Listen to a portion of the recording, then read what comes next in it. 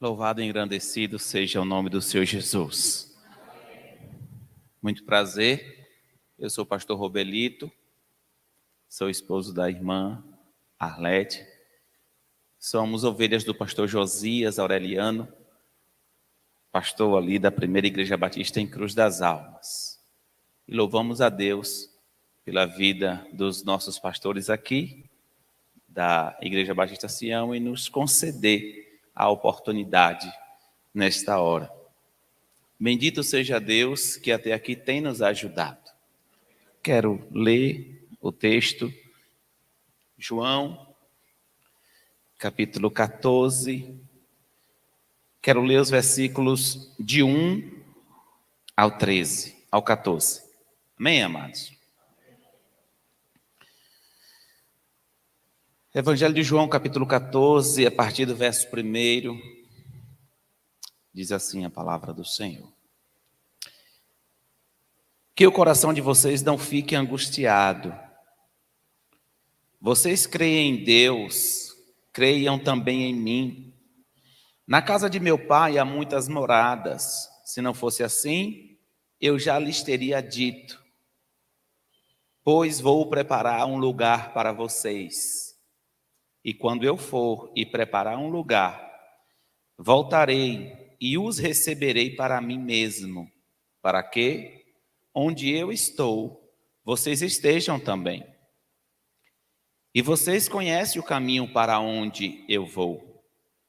Então Tomé disse a Jesus: Não sabemos para onde o Senhor vai. Como podemos saber o caminho? Jesus respondeu: Eu sou o caminho, a verdade e a vida. Ninguém vem ao Pai senão por mim. Se vocês me conhecerão também o meu Pai. E desde agora vocês o conhecem e têm visto.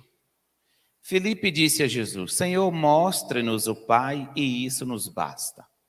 Jesus respondeu: Há tanto tempo estou com vocês, Filipe, e você ainda não me conhece? Quem vê a mim, vê o Pai. Como é que você diz, mostre-nos o Pai? Você não crê que eu estou no Pai e que o Pai está em mim? As palavras que eu digo a vocês, não as digo por mim mesmo, mas o Pai que permanece em mim faz as suas obras. Creiam que eu estou no Pai e que o Pai está em mim. Creiam ao menos por causa das mesmas obras. Em verdade, lhes digo que aquele que crê em mim fará também as obras que eu faço, e outras maiores fará, porque eu vou para junto do Pai. E tudo o que vocês pedirem em meu nome, isso farei, a fim de que o Pai seja glorificado no Filho. Se me pedirem alguma coisa em meu nome, eu o farei. Amados, o contexto pelo qual o Senhor Jesus Cristo... Muito obrigado, pastor. O contexto pelo qual o Senhor Jesus Cristo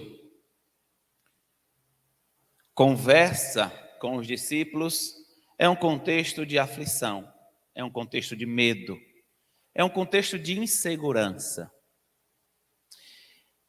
E eu quero contar uma experiência que aconteceu comigo no início do meu ministério, que gerou em mim uma grande aflição. E foi no meio da aflição que eu procurei saber quem era o caminho, a verdade e a vida. Quando eu comecei a caminhar nos caminhos do Senhor, eu terminei os estudos bíblicos e sempre fui um leitor assíduo da palavra de Deus. Em um determinado momento, eu senti a necessidade de um professor particular, só para mim. Não sabia que existia faculdade teológica, nem seminário. Nem sabia o que significava essa palavra. Um belo dia eu decidi ir na igreja falar com o pastor Josias e ele estava em uma reunião do conselho. Entrei, aguardei até o final e quando ele se levantou para orar, encerrando aquela sessão, eu pedi a palavra e disse: pastor, eu vim aqui lhe pedir um professor de Bíblia. E a forma como eu pedi, acanhada e tímida, causou riso em todos os irmãos. E eu fiquei desconfiado, eu fiquei com vergonha. E o pastor Josias disse que teria aqui no seminário, pediu uma bolsa e tal, e eu não entendi o que ele falava. Resumindo, eu fingi que entendi e saí pela porta do canto. E quando eu estou seguindo o meu rumo, um irmão bate no meu ombro e diz assim: você quer estudar, cigano? E eu virei para respondê-lo, mas antes, o pastor Walter, que não era pastor na época, respondeu por mim e disse: nós estamos orando há 1 ano para que ele faça o seminário. Para não deixar a palavra do pastor Walter cair do chão, eu fiquei calado e ficou como resposta o que ele disse. E aquele irmão que bateu no meu ombro disse: vou pagar 2 anos da faculdade para você. Saí dali fingindo que estava contente, pastor, e fui para casa. Cursei o seminário. Com 3 anos e meio, o pastor Josias, ele pede o meu exame para que eu fosse examinado. Nunca desejei ser pastor e nunca sequer mencionei ser pastor na frente do pastor Josias. Mas pelo fato de eu estar com ele, comer com ele, beber com ele, ficar durante todas as horas praticamente do dia com o pastor Josias, eu via o labutar, o agir do pastor. Isso porque eu fui abandonado pela minha família. O meu pai não queria que eu fosse evangélico. A família da minha mulher também não queria. Nós frequentávamos casas de feitiçaria, cria em outros deuses e com todo o reino das trevas.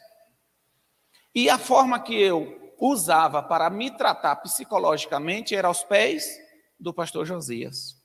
Estava em um período de depressão, síndrome do pânico, tomando remédio controlado, e eu só me via e se sentia seguro junto com o pastor Josias. E como eu sou proativo, eu fazia aquilo que eu percebia que tinha que ser feito antes que ele me pedisse. E isso foi despertando no pastor Josias essa visão pastoral. Fui consagrado, fui examinado e fui consagrado. Eu sempre evangelizei o meu povo, a minha família. E nesse período nós recebemos várias famílias de ciganos que estavam acorridas. Pessoas que tinham muitos inimigos, que estavam em uma guerra e foi se parar em Cruz das Almas. E eu, inocentemente, amparei esse povo com a palavra de Deus, dizendo que esse povo era o caminho, a verdade e a vida. E dessa turma toda, 10 pessoas se converteram em uma só família, inclusive o chefe da família. Eu levei 8 meses discipulando esse povo.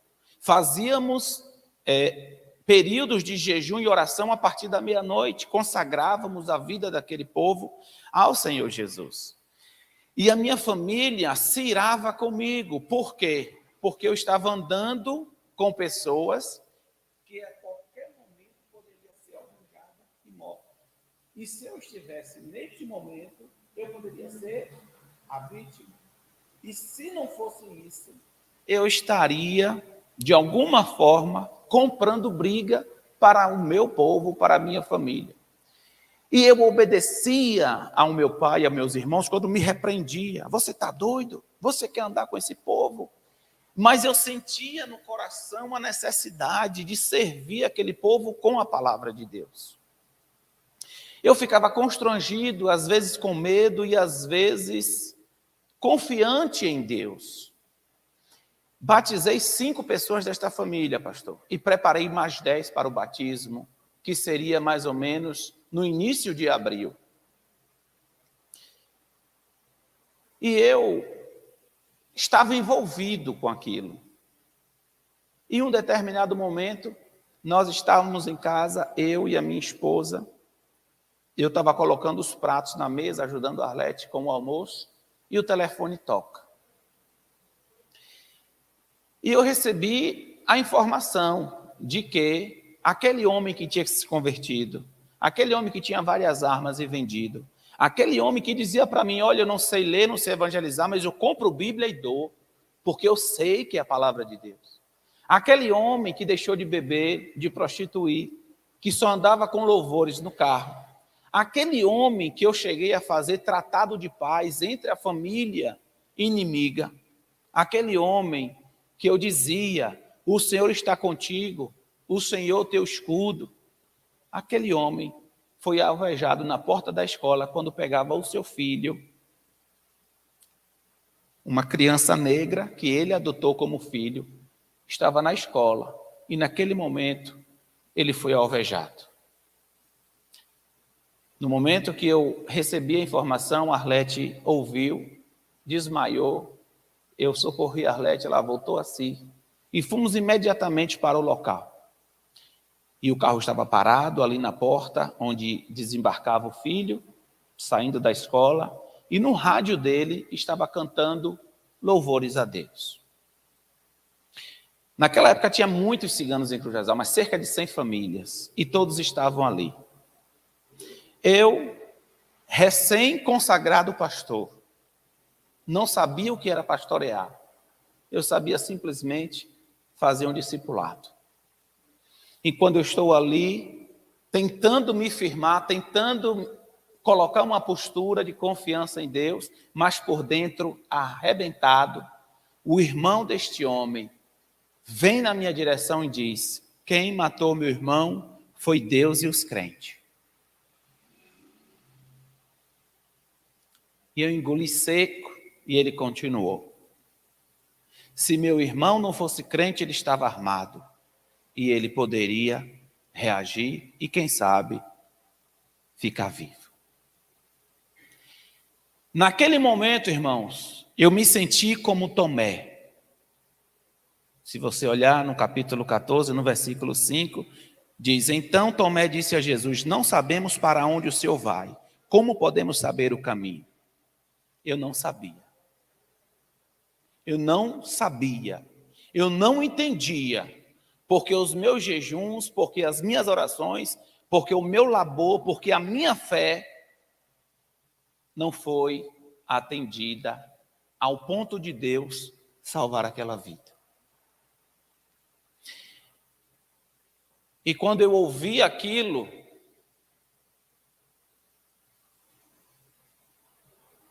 até eu não sabia onde estava Jesus. Porque nenhum pastor evangeliza uma família nessas circunstâncias e espera ser morto da vida, da forma como ele foi, e tiraram a vida dele.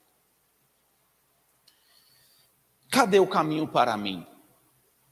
Aonde estava a verdade para mim? E aonde estava a vida para mim naquele momento? Ninguém queria levar o corpo para o IML, temendo ser vítima de uma emboscada. E quem levou o corpo para o IML, contra a vontade da família, foi eu. Eu, um tio meu e o irmão. Mesmo assim, porque eu fui insistentemente dizer: você é o responsável pelo seu irmão. E fomos. Esperamos e removemos o corpo e ali fizemos o sepultamento. Uma jovem de 12 anos, sobrinha deste homem, depois de alguns dias eles já foragidos, em pleno desespero, esta jovem manda uma mensagem para mim, uma mensagem de texto, e dizia: o bom pastor dá a vida pelas suas ovelhas. Eu não respondi essa menina até hoje, porque eu não tinha resposta. A minha segurança era Jesus, a minha verdade era Jesus, o meu caminho era Jesus, mas no momento da aflição, nós procuramos qual é o caminho, qual é a verdade e qual é a vida. Essa história, irmãos, ela ilustra muito bem o que esses discípulos estão vivendo. Porque, talvez o pastor me ajude, os pastores, na interpretação cronológica da Bíblia, eu não tenho certeza do que eu vou falar, mas talvez, nessas alturas, Estevão já tinha sido apedrejado. João Batista já tinha sido decapitado. Outros já tinham sofrido retaliações. E na cabeça de Tomé, na cabeça de Felipe o que será de nós, Senhor, se tu vai nos deixar? Uma vez que tu está dizendo para nós que para onde tu vai, nós não podemos ir agora.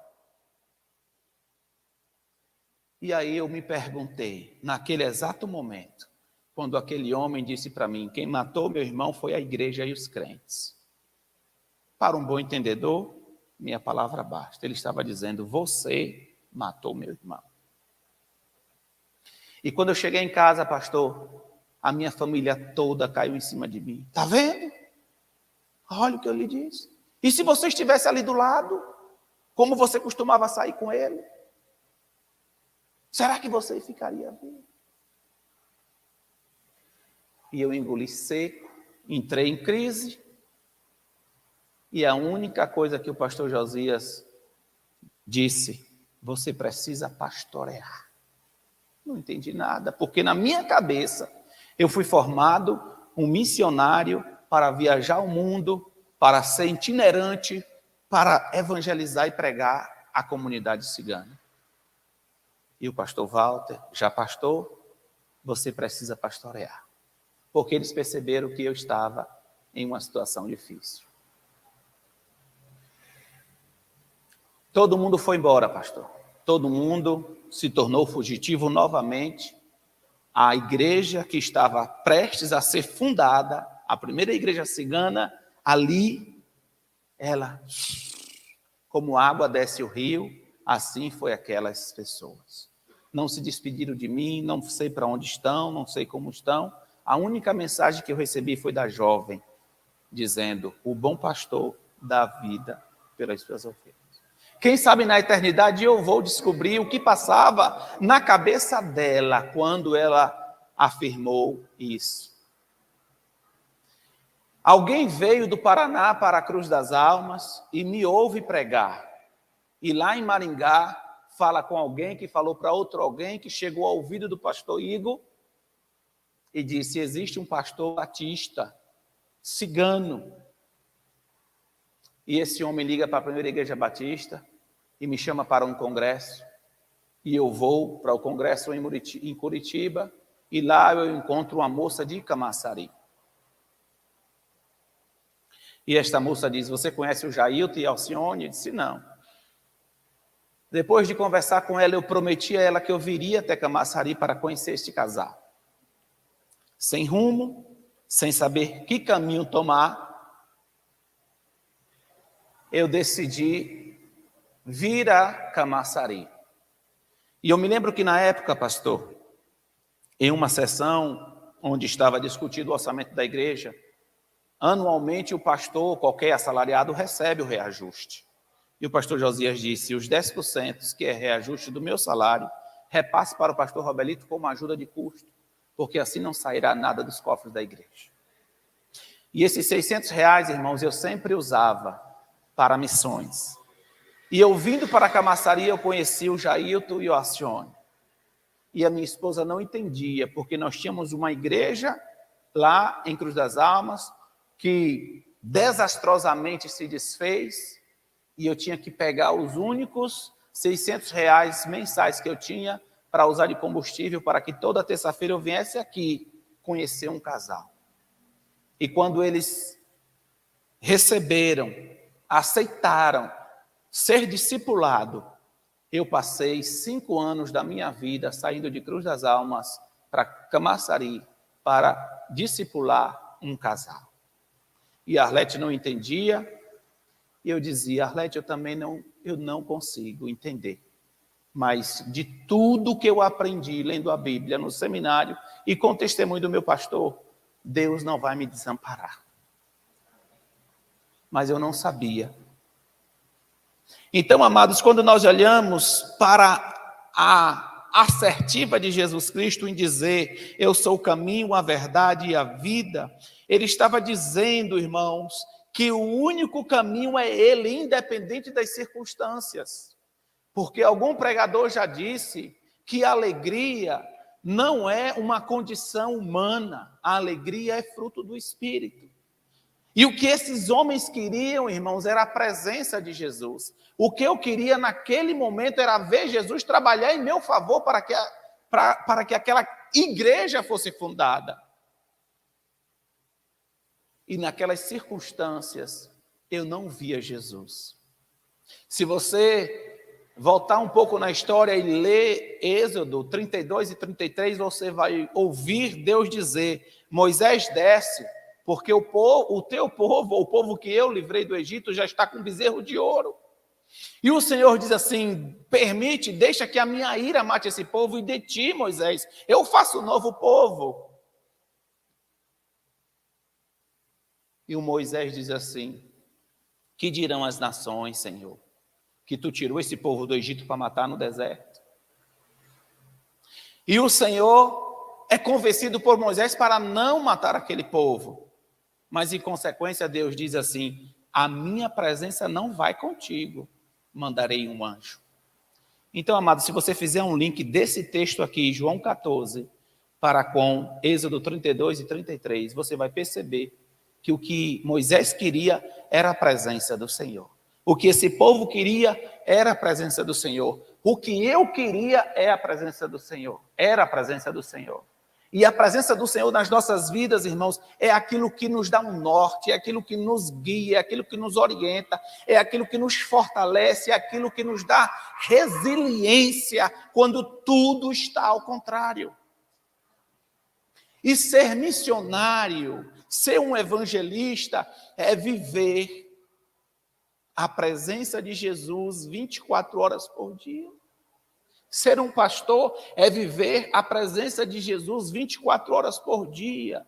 Porque quando ele diz assim, eu sou o caminho, é aquilo que te dá direção, eu sou a verdade, é aquilo que te firma, que te faz verdadeiro, eu sou a vida em todos os sentidos, é aquilo que te mantém, que te sustenta. E engraçado, irmãos, é que Moisés não negocia com Deus. O anjo vai adiante de ti, Moisés. E Moisés disse, não andaremos um passo se a tua presença não for conosco. Depois ele diz assim, se eu achei graça aos teus olhos, deixa eu ver a tua face. Ele queria ver o próprio Deus. Se você continuar lendo aí o texto, irmãos, você vai perceber que o que Filipe pede no versículo 8, Filipe disse a Jesus, Senhor, mostra-nos o Pai e isso nos basta. O que aquele povo queria ver era Deus. Mas a glória de Deus matava aquele povo no deserto. E o Senhor chama somente Moisés para se revelar. O que eu queria ver, irmãos, no meio do meu povo era a presença de Deus. Mas a limitação não está em mim, a limitação não está em Deus, a limitação está em um povo do coração endurecido, do pescoço emproado e de dura cerviz. Esse é o meu povo, o povo cigano. E quando você para e pensa, quais são os desafios do povo cigano, para a evangelização do povo cigano? O primeiro desafio, irmãos, é tornar visível o que está invisível. Esse povo aqui, os que estavam na região da sombra da morte, nas áreas de Zebulon, na Efrata, na insignificante Galileia, que andava na sombra, eram esses que o Senhor Jesus iria escolher e que estava invisível. O próprio Jesus era invisível, ao ponto de Filipe dizer, há alguma coisa boa de Nazaré? Assim é o povo cigano. O povo cigano, irmãos, é como que dorme na sombra da morte, na região da sombra da morte. O povo cigano, irmãos, está invisível para qualquer benefício. Se você fizer um retrospecto histórico, eu creio que todos aqui já ouviram o meu testemunho, sim ou não? Muitos não viram, que não levantaram a mão. Muitos não viram, eu creio que umas 20 pessoas não viram. Mas se você parar para fazer uma retrospectiva, irmãos, do meu testemunho, da história do povo cigano, você vai perceber que quando o cigano desembarcou aqui no Brasil em 1570, em 1574, o povo cigano não veio porque queria vir. O povo cigano veio junto com os negros dos navios negreiros, porque queria fazer uma limpeza social, uma asepsia lá em Portugal. E trouxeram o povo cigano com o intuito de fazê-los escravos na mão de obra agrícola. Mas o povo cigano em todo o tempo foi andarilho, e andarilho não planta, porque para plantar tem que regar, tem que podar e esperar colher o fruto. O povo cigano nunca teve, irmãos, técnicas braçais, e por isso é considerado como preguiçoso. E chegando aqui, irmãos, não tinha um nicho comercial para o povo cigano.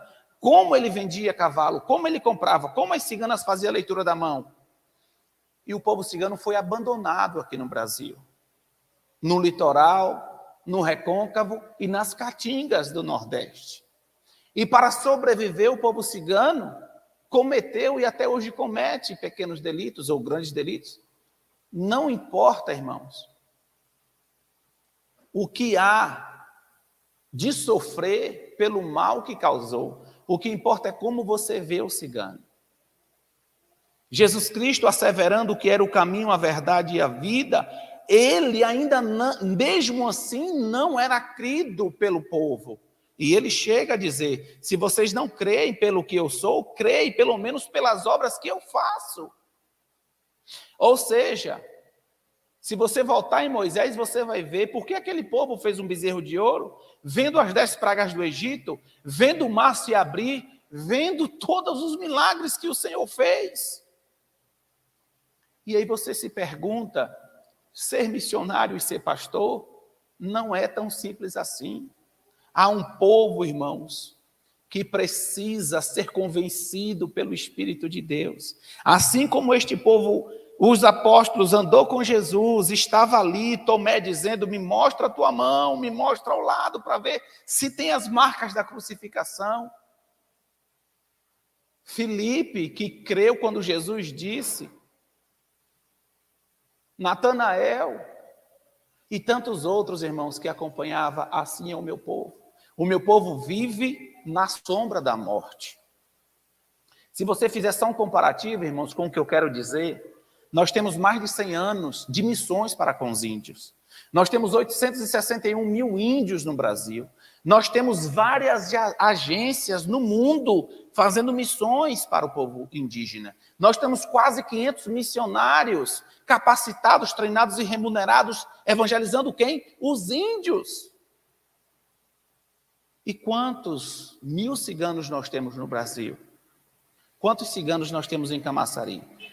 Nós não temos dados que sejam confiáveis, porque o IBGE não faz a contagem étnica do povo cigano. Mas dizem que temos 3 mil ciganos aqui em Camaçari. E quantas igrejas em Camaçari faz uma evangelização específica com o povo cigano? Quando eu falo específica, irmãos, não é porque a palavra de Deus não é pregada para quem faz de qualquer forma.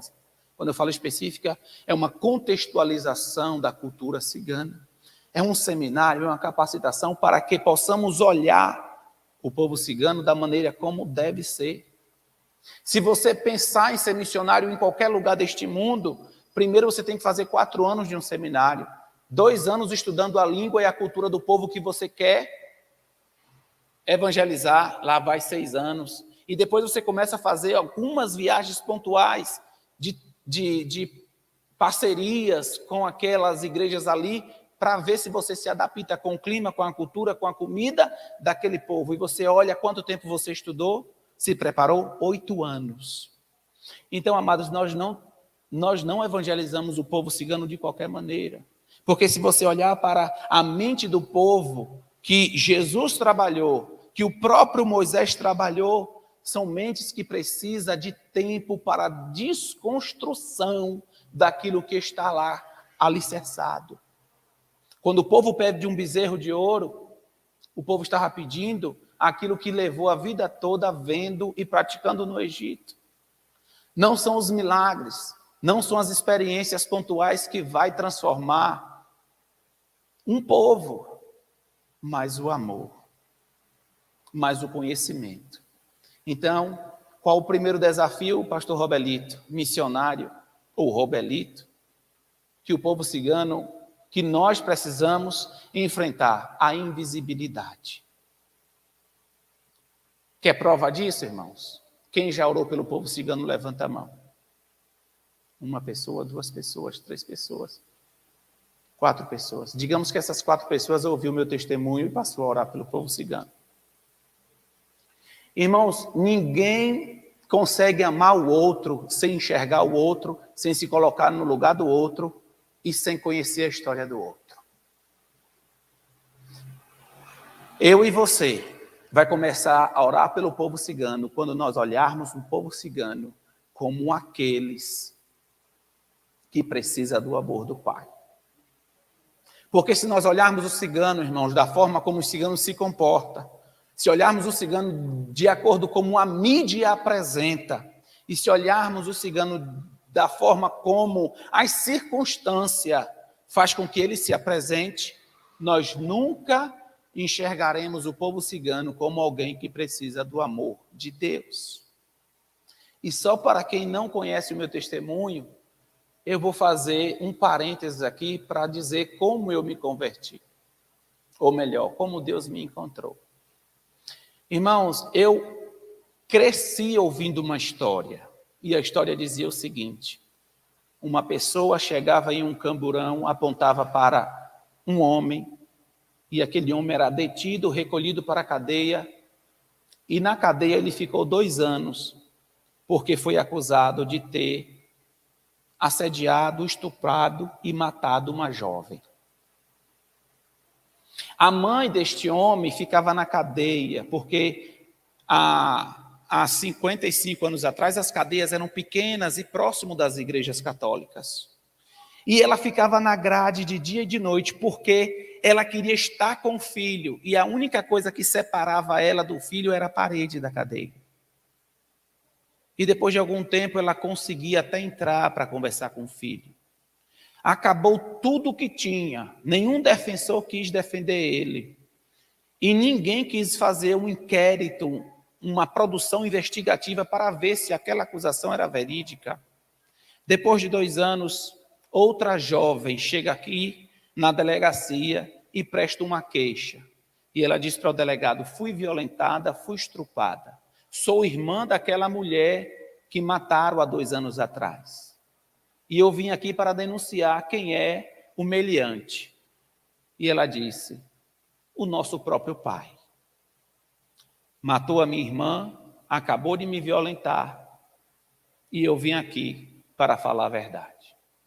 O juiz, ao assinar o alvará de soltura daquele homem, chega às lágrimas. Aquele homem é solto depois de 2 anos. Não sabia que o Estado indenizava. Saiu dali de joelhos até a Igreja Católica para confirmar as suas promessas. E jura não sair da cidade, jura colocar os filhos para estudar, porque esperava na educação para combater o racismo e o preconceito. Sabe quem é este homem, irmãos? Este homem é o meu pai. Hoje está na glória, tive o privilégio de batizar o meu pai depois de 11 anos de crente. Eu cresci ouvindo essa história e dentro de mim uma grande revolta. Por que meu pai sofreu? Entrava nos mercados com minha mãe era bordada e revistada, e eu sentia raiva. Na escola, meu nome não era Robelito, era Gajão ou Filho Cigano. E nós nunca praticamos nenhum delito, nem dos menores. E o meu pai nunca andou de bando, porque queria que os filhos estudassem. A minha mãe não ia para a rua esmolar, mendigar, nem ler a mão, porque meu pai não queria receber reclamações, porque tinha outras que faziam coisa errada e alguém poderia até bater na minha mãe. E nós passamos ali a vida toda esperando uma resposta da sociedade. Quando eu percebi que o meu irmão, com 28 anos, que era para casar com 15, tentando realizar o desejo do meu pai, ele ser doutor, já cursando o curso técnico de agronomia, estagiando na Embrapa, estagiando na UFBA, colocar os currículos e as portas se bater na cara dele porque ele era cigano, isso me causou outra revolta e eu saí da escola. Ele, com 28 anos, ele se arrependeu, irmãos, de não ter casado e feito a sua família cigana. E com 12 anos, irmãos, eu comprei um revólver e botei na minha cintura. Porque aquilo que meu pai não fez, eu queria fazer. Eu queria responder à sociedade que prende o injusto. E aos 12 comecei a fumar, beber, decidi me casar com 15 porque eu não queria sofrer o que meu irmão estava sofrendo, rejeição. E ao me casar, irmãos, o grito preso na garganta continuou. E a partir do momento que eu comecei a me entender por gente, eu comecei a desacreditar no amor e odiar vocês. Porque aonde eu chegava, parece que tinha escrito na minha testa ladrão. E nada que o meu pai fizesse reconhecia o que seres normais como somos poderia receber, o respeito. Quando eu entendi, irmãos, que eu não era amado e que Deus não olhava para o povo cigano, eu procurei uma casa de feitiçaria e fiz um pacto com o diabo. Eu e minha esposa. Cortamos o nosso corpo. Demos sangue a Satanás. Porque nós entendíamos que deveríamos ter poder, ter respeito, ter riqueza para ser visto, para ser lembrado. E depois de muito tempo, irmãos, ali pagando as nossas obrigações, dando comida para os demônios, eu entendi que de alguma forma não estava prosperando. E olhei, fui e falei com aquele feiticeiro que eu iria sair daquela casa. E ele olhou para mim e disse: se você sair, eu vou colocar um câncer em você e você vai morrer. E eu voltei, me humilhei várias vezes e ele não me aceitou. E deixou a maldição sobre mim. E insisti e mais uma vez roguei a ele que me perdoasse e que me aceitasse. E ele disse: vá em uma encruzilhada, em uma noite de escuro, em uma sexta-feira, e invoque, dê o nome do demônio, e peça para ele remover de ti a maldição. Naquela sexta-feira eu fui, comprei uma carteira de cigarro, meia-noite, invoquei o nome daquele demônio, pedi para que ele removesse a maldição de sobre mim, mas ele não me respondeu nada. Quando eu voltei na casa do feiticeiro, ele disse: ele não quis falar com você. E mais uma vez eu me humilhei ali, pedindo para que aquela maldição fosse retirada de mim. E convenci ele, mas com uma condição. Ele disse: para que você se realancie, ou seja, faça uma nova aliança, você tem que beber um copo de abô, que é uma bebida com várias ervas e com sangue de bode sacrificado. E o pior, irmãos, putrificado, porque fica num pequeno cemitério no fundo das casas de magia negra. E a única solução que eu tinha, era tomar esse copo de abô. Eu bebi, a minha esposa bebeu, e renovamos a aliança com Satanás. Para quê? Para não morrer com câncer. Saí, fui embora, continuei por algum tempo e depois outros ares foi me levando para outros lugares e acabei que naturalmente esquecendo a casa desse feiticeiro. Era um homem promíscuo, prostituto. Sempre quando eu chegava das festas dava uma surra na minha mulher, porque ela encontrava objetos de outras mulheres. Porque eu saía com 5, 6 mil reais no bolso e ela perguntava: aonde está o dinheiro? Eu tinha perdido na banca do jogo. Algumas vezes eu chegava arrombando a porta e atirando nos móveis, tentando matar ela.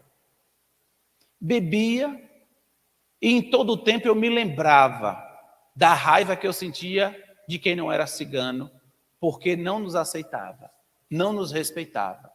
E qualquer um que errasse, a gente pagava também. Quando eu fui morar na rua onde o pastor Rubem, filho do pastor Josias, morava, às vezes ele me encontrava na porta de casa e quando ele subia para o trabalho, ele dizia: Jesus te ama e tem um plano na tua vida. Eu rejeitava tudo o que ele falava e replicava. Dizia que cigano tenha a sua filosofia, a sua fé e que não existia nenhuma fé no Deus dele nem na igreja dele. Mas mesmo assim, ele dizia: Jesus te ama. Com o passar do tempo, irmãos, eu fui me tornando dependente do álcool. Para dormir, eu tinha que tomar muita cachaça para entrar em coma. O respeito pela minha esposa nunca existiu. Fidelidade nunca existiu. Cheguei ao ponto de ficar falido. E por ter tantas coisas que me levava ao precipício, eu me tornei um homem depressivo, me tornei um homem com síndrome do pânico, e quando eu procurava os médicos queriam receitar tarja preta, remédio para a depressão, e eu rejeitava. E bebia mais, porque quando eu bebia eu me sentia mais calmo. Quando eu não suportei mais, sentia falta de ar, agonias, taquicardia, eu procurei um pneumologista. E ao fazer os exames de raio-x, tomografia e outros mais, foi descoberto que eu tinha vários caroços no pulmão. E esses caroços foram diagnosticados câncer. Então a maldição de Satanás estava sobre mim e se tornou uma realidade. Eu tinha 26 anos, passei a chorar 24 horas por dia, desesperado, escondi isso da minha família e não acreditava, não conhecia o Deus de vocês. Até que um dia à noite, eu muito triste, desesperado, ao voltar do médico, eu disse: olha, hoje é o último dia para mim, eu não vou lutar mais para sobreviver. E como era de costume, eu deitar no fundo do quintal para ficar olhando o céu, porque era um momento da minha vida que eu tinha um pingo de paz. Nesse dia eu fiz isso. E quando eu deitei, ao olhar para o céu, irmãos, eu ouvi uma voz falar comigo. E a voz dizia assim: tu contempla as minhas estrelas? Cada estrela dessa tem um nome, foi eu que as criei. Quando eu conto isso, irmãos, eu me lembro de Moisés, quando via a árvore incendiada, pegando fogo, e a árvore não se queimava. E o Senhor dizia para Moisés: eu ouvi o gemido do meu povo, por isso eu desci para te fazer um libertador. De alguma forma, irmãos, o nosso Deus ouviu o gemido do povo cigano. E quando nós entendemos o projeto de Deus na vida do povo cigano, irmãos, não é pequeno, não é pontual. É um projeto para o mundo. Nós estamos falando de missões estaduais, mas evangelizar o povo cigano é um projeto mundial, irmãos. É um projeto de uma força, de uma união excomunal, onde todas as igrejas deveriam se unir para evangelizar, porque em todos os lugares do mundo tem cigano. E eu continuava a olhar para o céu, irmãos, e eu percebia que eu estava alucinado, eu estava ouvindo vozes e não queria responder. E a voz voltou e falou comigo: eu te conheço desde o ventre da tua mãe, e antes que tu fosse eu sou. Eu sou o Deus de Abraão, Isaque e Jacó. Eu vou te salvar, porque eu sou Deus. Quando eu ouvi isso, eu entendi que aquela frase que o missionário disse para mim, Jesus te ama, era verdade. Porque Deus estava ali naquele momento se importando comigo.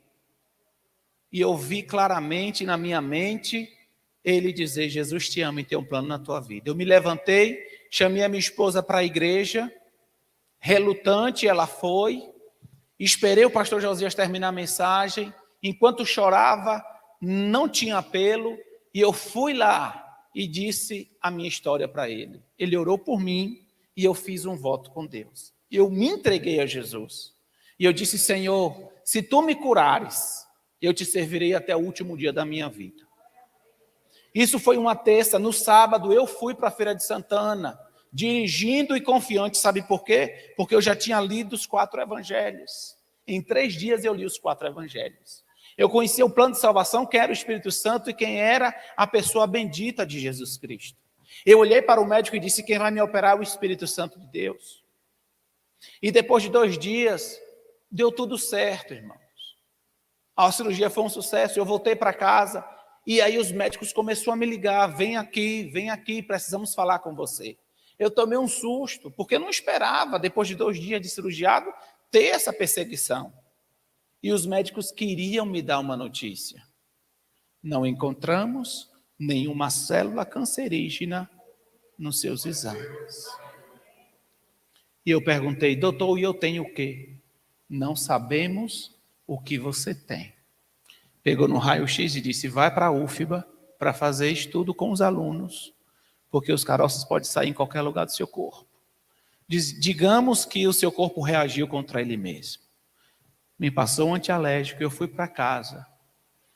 E até hoje eu estou aqui para a glória de Deus. Não fiz nenhum tratamento. O que é que eu estou querendo dizer para vocês, irmãos? Que se você não dizer para o cigano quem é o caminho, quem é a verdade, quem é a vida, vai ser necessário Deus descer do céu para falar novamente com o povo cigano que ele os ama. Mas nem aos anjos se deu o direito de pregar. A vocês foi dado o direito de dizer à comunidade cigana: Jesus é o caminho, a verdade e a vida. Então, irmãos, em todo esse contexto, eu quero que vocês olhem para mim. Eu estou como esses discípulos? Não mais. Porque eu sei que o Senhor, Ele transforma o mal em bênção. E aquela igreja que estava feita, plantada em Cruz das Almas e que hoje está perseguida no mundo, em algum lugar o evangelho está sendo pregado, quer por porfia ou não, o que importa é que Jesus Cristo seja pregado. O primeiro desafio é a invisibilidade. O segundo desafio é a oração. Lembra de Jonas? 40 dias e esse povo está dizimado. Mas a graça de Deus veio naquele lugar. E em 3 dias, o Senhor salvou aquele povo. Há a possibilidade, irmãos, de ver o povo cigano salvo? Porque aqui no capítulo 14, no versículo 14 diz: se me pedirem alguma coisa em meu nome, eu o farei.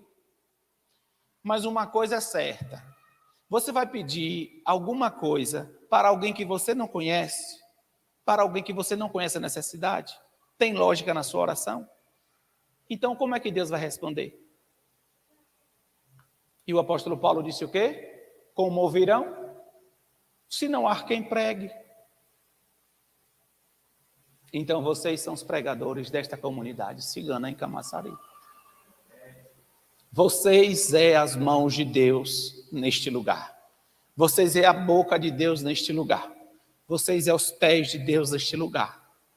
E se há alguém aqui que se sente vocacionado, chamado para missões, eu vos aconselho que evangelize o meu povo, porque nós só temos 15 missionários para o Brasil inteiro. Desses 15, só 5 são remunerados. Desses 5, só um tem um curso de teologia. E falo isso com tristeza, não para a minha glória. Então vocês são os vocacionados para a evangelização do povo cigano. Nós temos mais de 800 mil ciganos no Brasil. Nós só temos 5 ou 6 trabalhos timidamente pontuais. Mas aprove ao Senhor escolher os batistas baianos para ser pioneiro nesta grande batalha. E se vocês não creem no que eu estou dizendo, creia nas obras de Jesus Cristo, porque Ele foi o grande salvador da minha vida e da minha esposa. Queridos, eu acho que eu já estourei o tempo, 8h20, né, pastor? Então, vou entregar a palavra Me desculpe, eu não saber fazer a conclusão neste momento, mas é de coração. Precisamos de vocês. Pode vir, pastor Dácio, ou quem de direito, pode vir. Ore pelo povo cigano. Conheça o povo cigano. Evangelize o povo cigano. E, se possível, nos adote, porque nós precisamos da graça e do favor de vocês. Amém, queridos? Amém.